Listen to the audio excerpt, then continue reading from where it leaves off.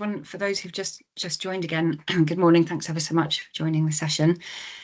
Just following on from what Nihal said, we're not going to be going into a lot of detail today around child sexual abuse. However, there are some reflective exercises that ask you to think about your own kind of where you sit with the subject. So just look after yourselves. We know that sexual abuse can be difficult to think about and talk about, and actually that can affect us differently at different times. So it may be that you thought you are feeling fine and okay to join this session today, but there might be a point when you think, actually, this isn't okay for me, and it's fine for you to just leave, have a break and come back, or just leave. You will get the slides, or you may have the slides anyway.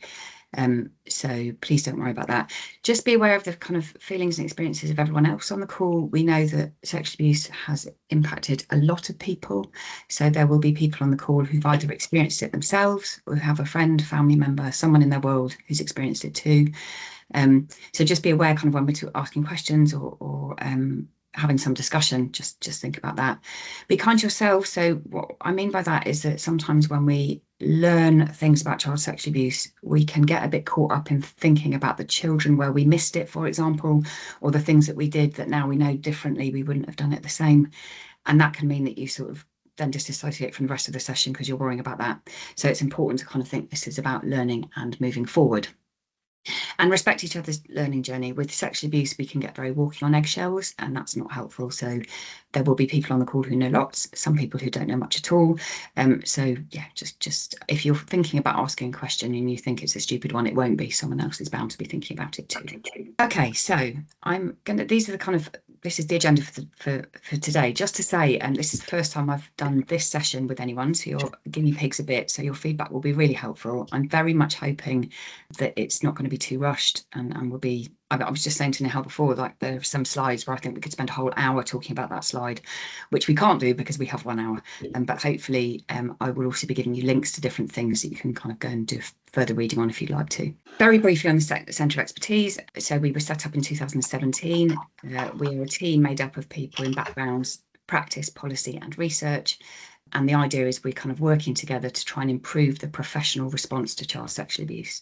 Everything that we do, apart from our paid for training offer, everything we do is free. So all of our resources are free to access.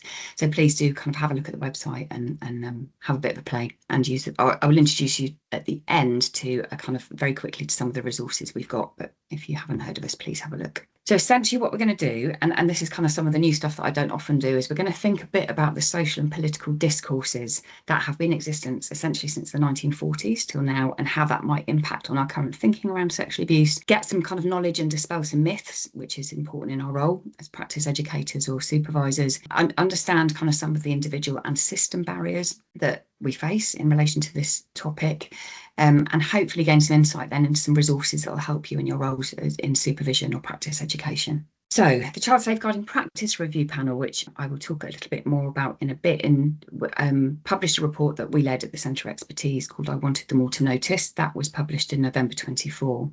Now, as part of that report, which looked at intrafamilial child sexual abuse, there was, a number of kind of findings and recommendations, but essentially really recognising the role of everybody in trying to improve practice in this area. So practitioners, managers and senior leaders must be equipped according to specific roles and responsibilities to play their part. And very sadly, because there has been no real formal education, apart from Frontline, by the way, who have now been doing it for a good long time, but the majority of social work at higher education providers do not teach about child sexual abuse. So what we're doing is working within a system where even managers and some senior managers also haven't got the knowledge that they need to be kind of fulfilling their roles. And what we also know is good supervision is absolutely crucial. Now, of course, that's the same across all areas of kind of child abuse work, I'm sure, because it's all difficult in different ways. But there is something specific about sexual abuse that really requires, where as supervisors and practice educators, we really need to be thinking about what emotional support people might need and giving them the kind of time and space to work through some of the stuff that might be coming up for them. And then this quote here, so it's also important for practitioners to understand how stereotypes and assumptions around both victims and those who harm might impact our ability to recognise signs, essentially.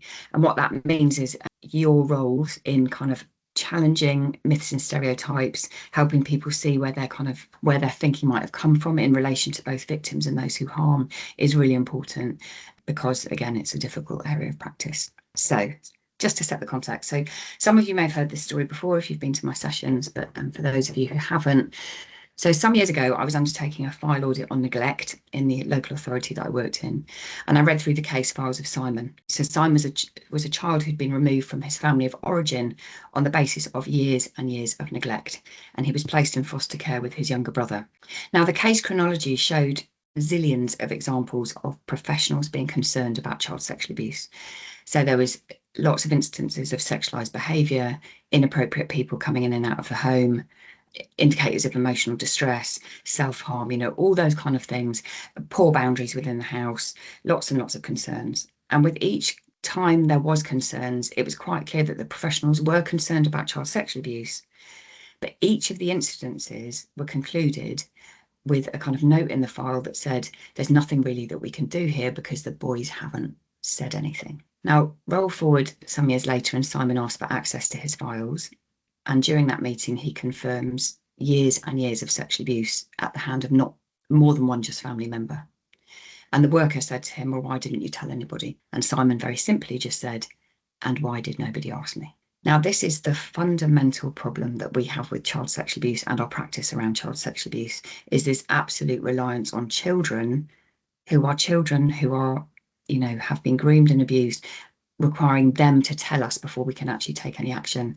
And that isn't okay for children at all. Secrecy and silence are the best friends of abuse, of sexual abuse.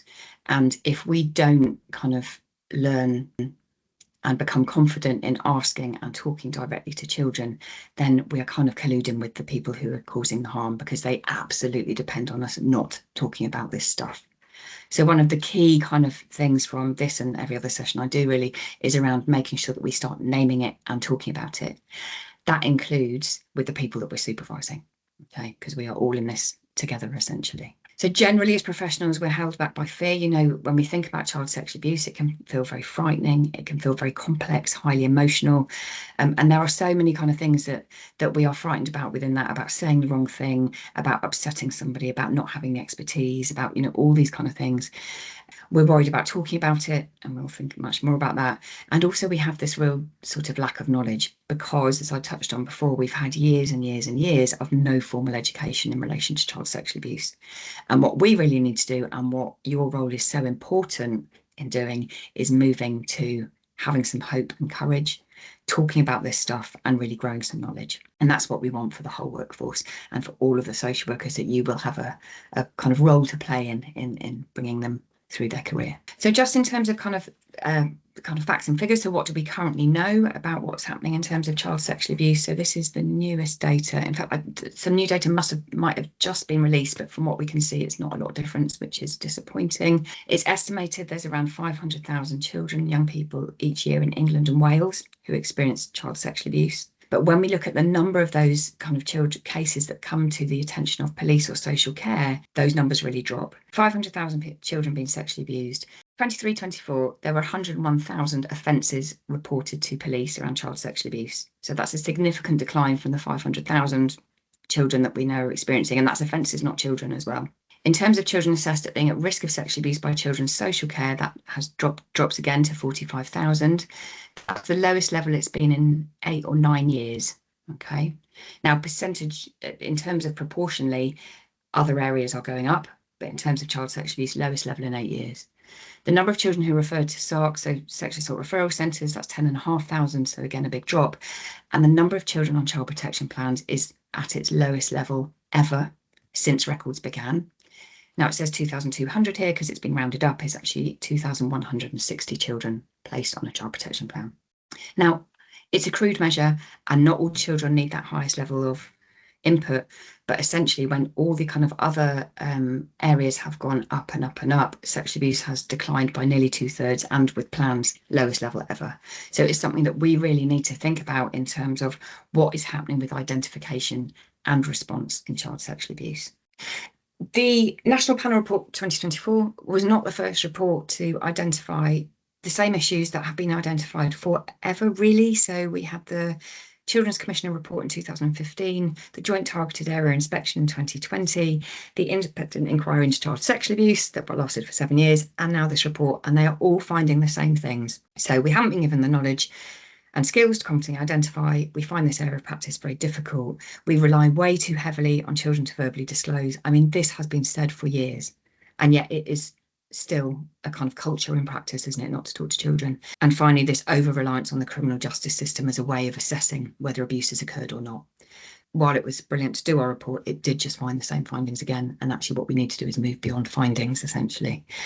So for those of you who haven't read it, there are a couple of summaries of it because it's quite a long report. But essentially, the overall finding from this was that there was systemic failure across all services to respond to children at risk of sexual abuse. Now, while this one was focused on intrafamilial, actually all of the findings and all of the recommendations could be equated to any form of child sexual abuse. The key themes within this were, number one, not hearing children's voices and understanding their needs.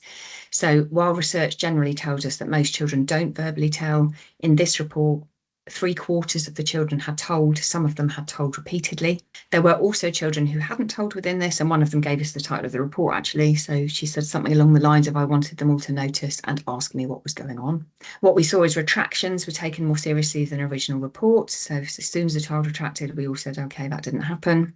And then, accused children of lying, all that kind of stuff, and just not talking to children about the risk that they may have been living in. So we had one young person who was placed by a judge with a stepfather who had a previous conviction for sexual offending. She became pregnant by him. No one had ever had a conversation with her about the guy she was living with, because we don't want to talk about this stuff. The second theme was around understanding parents and carers' context, vulnerabilities and needs. And essentially this was, our biggest thing is our kind of not really understanding the impact of domestic abuse and coercive control and how that impacts on someone's capacity to protect. So we were very much kind of relying on parents to protect without giving them the information that they needed to do so, or the support that they needed to understand what the risks actually were. Parents also disbelieved, particularly in the legal arena in private law cases. So when mothers report that there's been abuse, solicitors actually advise mothers, most mothers, from what we hear in practice, is solicitors advise mothers not to mention concerns about sexual abuse when they're taking a case to court, because they will get responsive parental alienation syndrome and kids will be placed with the person they're concerned about.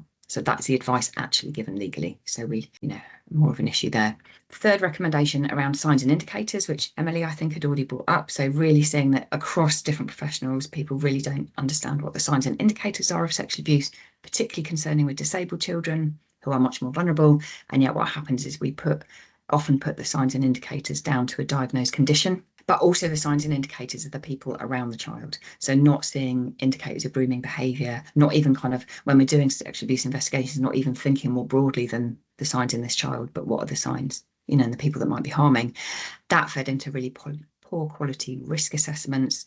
In a third of the cases that we looked at, there was a known perpetrator living in the family home who we hadn't risk assessed or done anything with. And the fourth theme was around thresholds. So essentially believing that the criminal burden of proof is needed to take action, rather than recognising that our burden of proof is the balance of probabilities. The key recommendation from this that relates to today's session is recommendation 2. So recommendation 2 is that the government should take the necessary steps, working with professional bodies, to ensure that practitioners and managers have the necessary skills, knowledge and capabilities, including access to relevant guidance and training. And that should include initial training, early career and ongoing professional development and supervision. So this fits directly into kind of that recommendation, essentially. Okay, so this is something that I haven't previously really spoken about in this sort of session, but I really wanted to introduce you to. So there was a report done by Liz Kelly and others as part of the independent inquiry into child sexual abuse that looked at lots of kind of published literature from the 1940s onwards,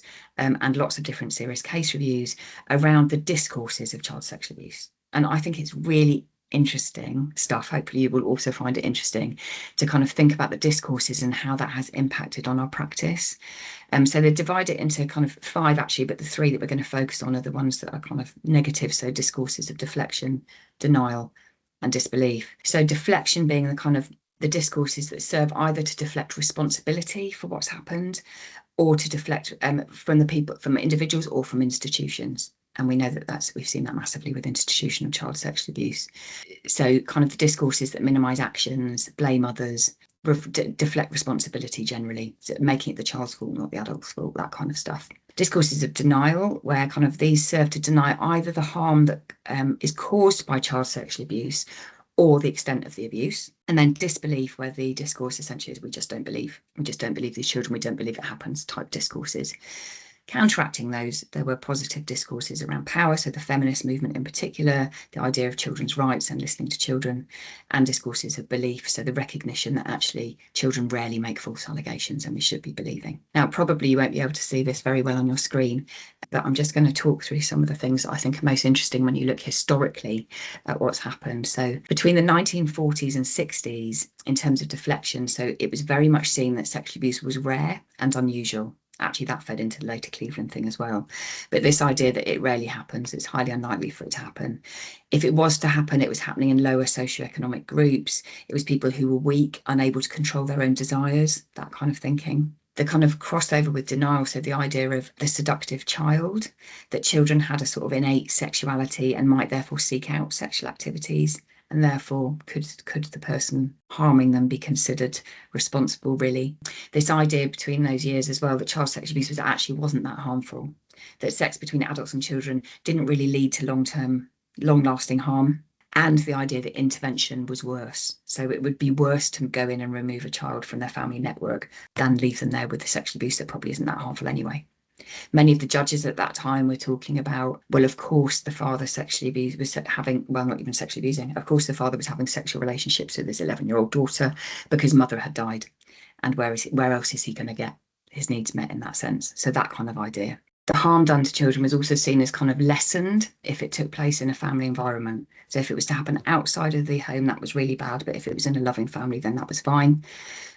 And this kind of idea that actually sexual abuse is very gender. So the abuse of males was seen as much more harmful than the abuse of girls. And then kind of moving forward to 1970s to 1990s. So it then became a bit of a problem of individual families, usually the mother. So this was where the kind of mother blaming stuff came in. Specific kind of discourses were led kind of, and there was a family therapy movement going on at the time as well. And that was very much about family dysfunction. So sexual abuse being seen as some sort of dysfunction in the family, and probably the mother not doing their duties as a wife, and very much so, which we also see today, don't we? But this kind of really strong thing about failure to protect, it's the mother's fault, and the collusive mother. She must have known what was going on. Within the media, kind of paedophilia was kind of seen as that, which we still have today, but whenever it's kind of talked about, it was talked about as someone different, someone other, and also very strong idea around if you've been sexually abused, you will go on to abuse, which, by the way, we know is not evidenced at all in the research now. That period also saw a kind of more continuation around seductive child sort of discourses, children being sexual beings, and promiscuous girls. So that's when we kind of see those responses around, this is around children who are promiscuous, that is risk-taking behaviour, it's all that kind of moving into it. And it might not be that they're necessarily seeking advances, but actually they wouldn't be able to resist advances. So that kind of idea around gender. And then also the kind of around that time, the idea of kind of paedophilia as a sexual orientation.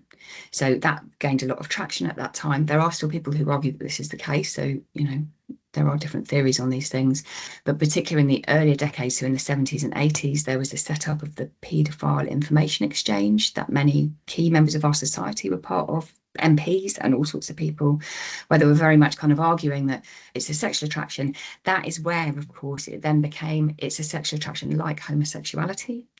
And then we get the discourses around, well, gay men are obviously paedophiles, you know, that kind of, so that all tipped into that sort of thing. And there was this movement in the 70s around sexual liberation, and they kind of were part of that until the two groups split and sexual liberation started saying, actually, we don't want paedophiles in our gang, clearly. I'll talk a little bit about Cleveland in a minute. What we also had in the 90s then is the concept of false memory syndrome. So this idea that it's just absolutely not true, that we can plant ideas in children's heads that they'll misremember, and that this isn't actually happening at all anyway. 2000s, 2010s, and I would say this year, we have seen a return again to this blaming culture of others. This is other ethnic groups that perpetrate this harm. There is something wrong with them. They have perverted minds. They have moral deficits. This idea that when we know that child sexual abuse by groups and gangs, which is what has been talked about under the guise of this phrase, Asian grooming gangs, is such a small amount of the amount of sexual abuse that we are actually dealing with.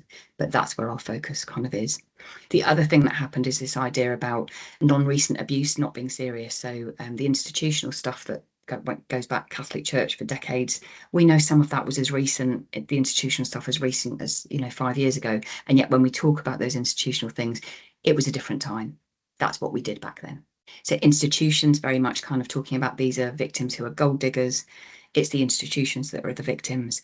A few bad apples, that's the other stuff that came in the Catholic Church type stuff, and policing more recently. So yes, those kind of discourses that have kind of developed. And I think it's important for us to think about which of those discourses are we impacted by? So where do we believe this stuff, and how have we been influenced by those decades of information? And what are the people that we're going to be supervising? What do they also hold from this? I'd really recommend looking up this report and kind of looking at some of those things. Hopefully I've summarised the kind of super interesting bits there. Cleveland, we've already touched upon. Now, Cleveland, 121 children were thought to have been mistakenly removed from their families as a result of sexual abuse in the end of the 80s. Massive inquiry. If for anyone who hasn't read this book, Secrets in Silence, I've also done a blog on it, which is obviously a shorter version of it, but the book is an absolutely fantastic read in terms of some of the stuff I've already been talking about and how it's, the influence of it really. But essentially, as a result of the Cleveland inquiry, these myths have proliferated, and they're not what happened, basically, but they have gained traction. So the myths are that children commonly make false allegations. We know that's absolutely not true, that they can be easily led by professionals. Children are much, that the whole idea of children being led, which sounds to me like you had in Somerset really recently, that being a whole thing about it, is just not borne out in kind of what we know about child sexual abuse. Most people don't tell us at all anyway. Most professionals are not overzealously trying to drag things out of children at all. It's not what happened in Cleveland.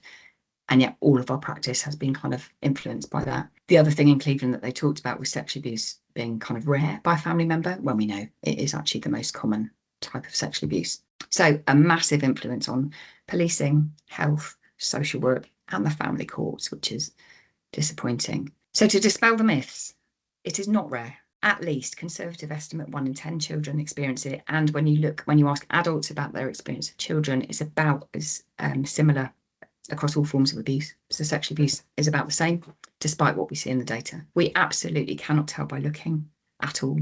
Sexual abuse is perpetrated by anyone, any age, any gender, any ethnicity. We absolutely can talk to children. There is a line in the National Panel Report, which is the recommendation we are most pleased with, which says practitioners need to understand that they can and must talk directly to children and their families about concerns of child sexual abuse. It's in black and white in a government report. We absolutely need to be talking directly to children and their families. And we don't need the police to take action under the criminal justice framework in order for us to take action ourselves.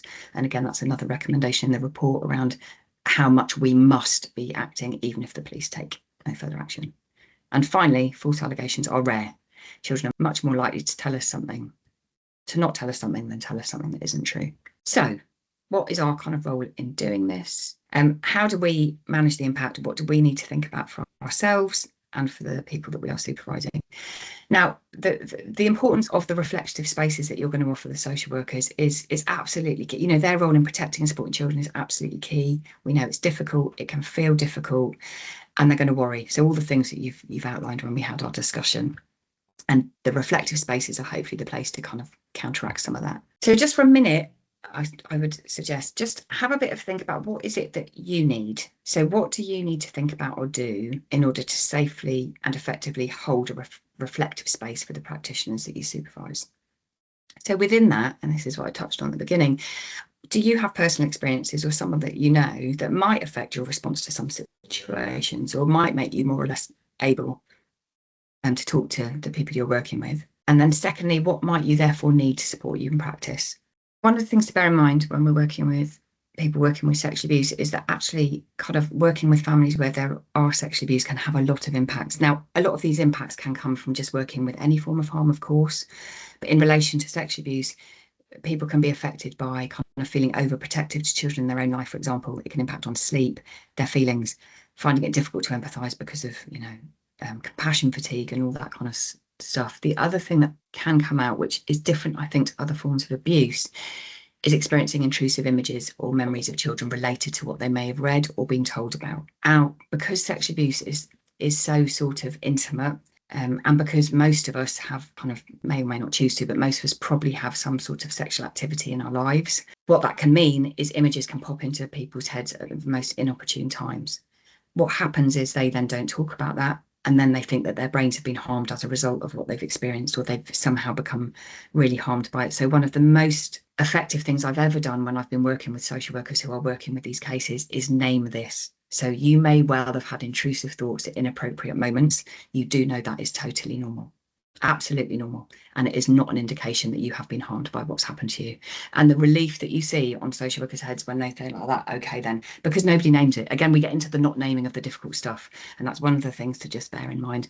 Asking people, so have you had intrusive memories? You do know that's normal, don't you? That sort of stuff. So somebody touched on this earlier, the research that you've done in Wandsworth, which is interesting, but, you know, kind of thinking about those team members, we know that it's a massive amount of people who've experienced sexual abuse. So there will absolutely be people in the workforce who've experienced sexual abuse, of course. And it's about how do we provide opportunities for people in our team or people we're supervising to be able to tell us about that. Now, they may or may not tell us, but actually there is something about asking a question and asking people, you know, have you had experiences that you think might impact on your work with this case? Are there things I need to know about your history or that you may find it harder or easier to work with, and making sure that they're not going to be judged as a result of that. The guide I'm about to introduce you to has a bit more guidance around this, but I think it's important to think about how am I going to raise the question with the people I actually work with. It's a bit like that trauma-informed practice. We do it with the child, we need to do it in supervision, we need management to think about it as well. So the resource that I want you to you'll go and have a look at is using supervision in team meetings, and essentially what it does is it's a guide for line managers, supervisors, practice educators to think about how they can use research to help people gain some knowledge and skills in relation to child sexual abuse. I'm going to talk through some of the things as they come up, but within it are lots and lots of different examples of questions you can ask and that sort of thing. It's based on our key messages from research. So we have a series of very short, concise documents about all aspects of child sexual abuse, which gives you kind of all of the most robust research in one hit. So really useful to it's manageable for busy frontline people. So you can get team members to read it and come in for a discussion. If you've got a tricky case, you can kind of say, have a read of this and let's talk about it. And I'll show you some of the ways that you might want to use some of the key messages in a second. So, you know, as we've talked about, supervision is an ideal place to kind of ask some focused questions and get a bit of a sense of where somebody's at and help them reflect on where they're at. So kind of prompting the practitioner to think about how they feel when they're thinking or talking about child sexual abuse is good. So kind of, how do you feel talking to me about sexual abuse? Is this something you would rather not talk about? Is it something that they might avoid? Those kind of questions. And some questions for you to consider for you in doing this work, but also for them. Think for a minute about the messages you received about sex when you were growing up from family, community, religious institutions. Was sex talked about openly? Is it something to be ashamed of or never discussed? So kind of getting a sense for yourself and from them about actually what is your sexual script, you know? What do these scripts mean to you now? How might they affect you, how you talk to a child now? What is your own attitude to sex? Do your views make it difficult for you to engage actually with children and families? And finally, what is your kind of community, culture and religious beliefs and values about children, about families, about sexuality, about abuse? So really kind of helping both yourself and the person you work with kind of think through some of these things. It's a good exercise to do in pairs with people so they can kind of do that quietly if you have the chance to do that. And then just some examples here from the guide. So there are lots more examples of questions within the guide around. So for example, we know that this thing that was identified in the National Panel Report, but also here about, we know that how we think about the people that harm is important in terms of our practice. So challenging stereotypes, for example, but what do you perceive as the types of adults who sexually abuse children? And how might that perception impact your practice? So if we were to read the media, we'd think this was all about groups of Asian men, right? And actually the practice that we're doing won't all be groups of Asian men. It'll be kind of middle class white men in families, which is where the majority of the abuse takes place, right? So how do you kind of get to the nub of some of that stuff? Some other good kind of questions in this regard would be things like, what do you think about when you think of an image of someone who sexually abuses children, who do you see? What do they look like? What is that based on? Those kind of examples. How would you feel about working with adults who sexually abuse children? Would your feelings differ if it was about young people or adults? So lots of kind of exploratory questions. And the key messages on sexual abuse perpetrated by adults is where all the knowledge is. So we also have a key messages on children and young people with harmful sexual behaviour. So again, an example there, how do you feel about working with a child who's displayed harmful sexual behaviour towards another child? Do your feelings differ if they've sexually harmed a peer or an adult or a sibling? Would there be a difference depending on their gender? Would it be different according to ethnicity? Would it be different if they had a disability? All of those kind of sub-questions, again, are in the guide. And then in terms of intrafamilial child sexual abuse, so there can be a tendency for social workers to think that if there's not been a prosecution or conviction, the abuse might not have occurred. Is this something you're thinking about in relation to this family? Or is this something that other professionals in the network are thinking?